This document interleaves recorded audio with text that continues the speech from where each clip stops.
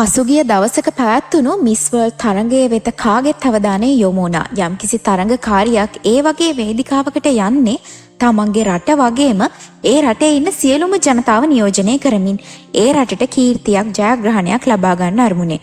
අපේ ලංකාව නියෝජනය කරමින් මේ වගේ රූරජන තරඟාවලට සහභාගී වුණු තරඟකාරයනුත් විවිධ විදිහට ජයග්‍රහණ අත්කරගෙන තියෙනවා.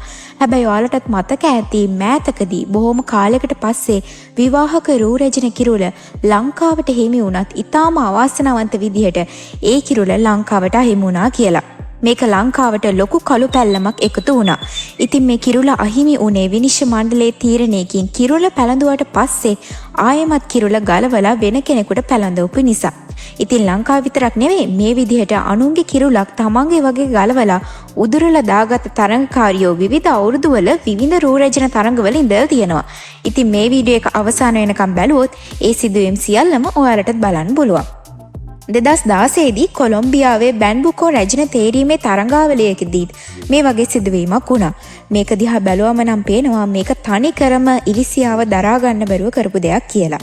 මේක කොලොම්බියාවේ තියෙන ප්‍රධානම රූරජන තරඟයක්. ඉතින් මේකෙදී ජයග්‍රහණය හිමි වුණේ රූමත් වැලන්ටිනා නයිරා කියන තරුණියට. එහිදී දෙවන ස්ථානයේ හිමි වුණේ ලෙයිම් ලිසිත් කියන තරුණිය.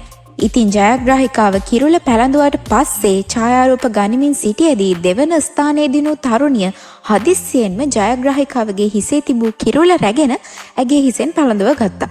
හොඳම දේ තමයි ඒක දාගෙන ඡායාරූප කිහිපයකටත් පෙනී ඉඳලා නැවත කිරුළ ජයග්‍රාහිකාවගේ හිස මතට වැටෙන්න දීලා ඇය වේදිකාවෙන් බැහැලා ගියා. ඒ වගේම 2014දී මිස් ෆ්ලොරිඩා තරඟයේදීත් මේ වගේ සිදුවීමක් වුණා. මේක නම් තනිකරම සංවිධායක මණ්ඩලයේ අශෝභන වැඩක්. මේ තරඟයේදී වෙන්නේ මේ ෆ්ලොරිඩා ප්‍රාන්තයේ රූරැජින තෝරලා මිස් ඇමරිකා තරඟය සඳහා සුදුසුකම් ලබා දෙන එක.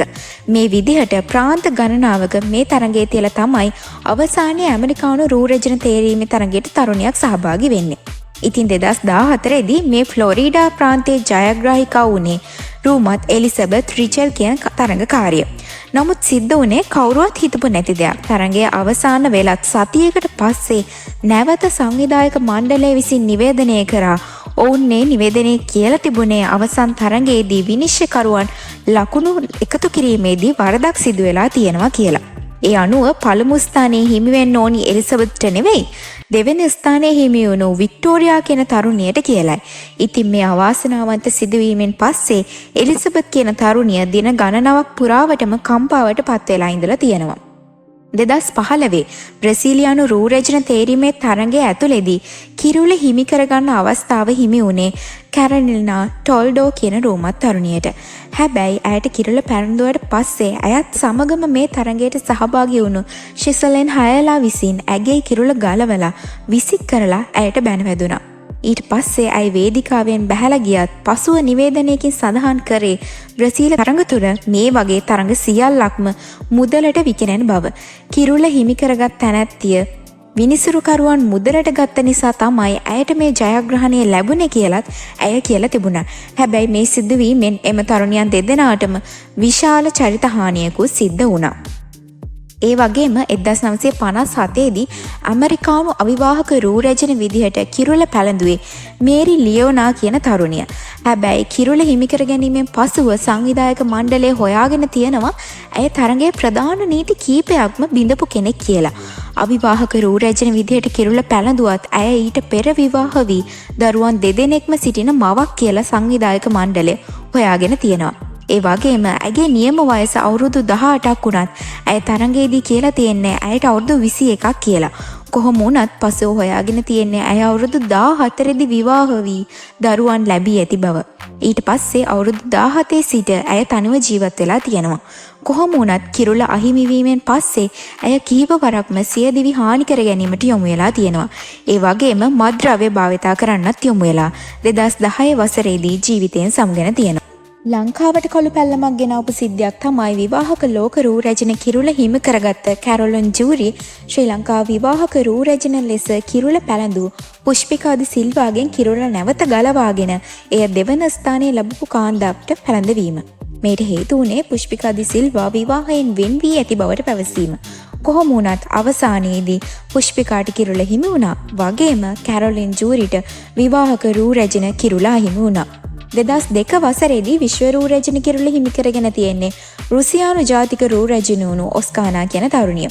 තරඟය අවසන් වෙලා මාස 4කට පස්සේ ඇයට ඉවත් කරන්න සංවිධායක මණ්ඩලය කටයුතු කරලා තියෙනවා.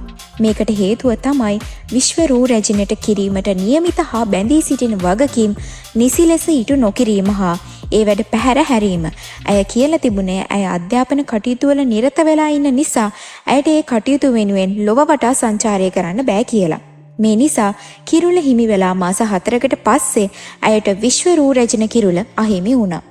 මේක නම් අත්තරදීමකින් උණු දෙයක්. 2015 දී විශ්ව රූ රැජින තරඟයේදී රූ රැජින නිවේදනය කරමින් හිටපු නිවේදකයා තමයි ස්ටීව් හාවි කියලා කියන්නේ. ඉතින් ඔහුට සිද්ධ වෙච්ච අත්තරදීමක් නිසා අවසන් තරඟකරුවන් දෙදෙනා වුණු පිලිපින තරඟකාරිය හා කොලොම්බියානු තරඟකාරිය අතුරින් අවසාන ජයග්‍රාහකයා විදිහට ස්ටීව් නිවේදනය කළේ කොලොම්බියානු තරුණියගේ නම.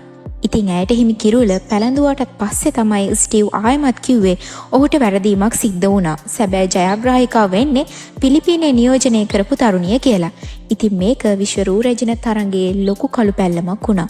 කොලොම්බියානු රැජින කම්පාවෙන් වුණත් නැවතත් කිරුළේ නියම හිමිකාරිය වුණු පිලිපින තරඟකාරියට කිරුළ ලබා දුන්නා. ඉතින් මේ තියෙන්නේ සිදුවීම් ටිකක් විතරයි. මේ වගේ සිදුවීම් තව ගොඩක් තියෙනවා. ඉතින් මේ වගේ වීඩියෝස් බලන්න දිගටම අපිව සබ්ස්ක්‍රයිබ් කරලා තියාගන්න අමතක කරන්න එපා.